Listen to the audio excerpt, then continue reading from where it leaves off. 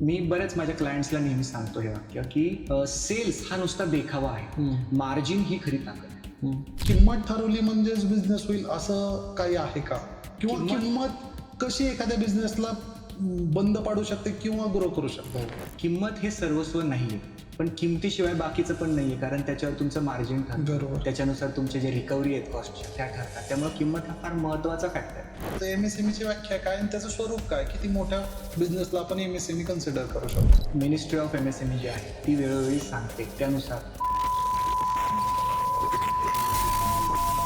Vision आणि mission म्हणजे नेमकं काय ते सांगतो. व्हिजन स्टेटमेंट आणि मिशन स्टेटमेंट अगदी सोप्या शब्दात 3 प्रश्नांची उत्तरं म्हणजे व्हिजन. नंबर 1,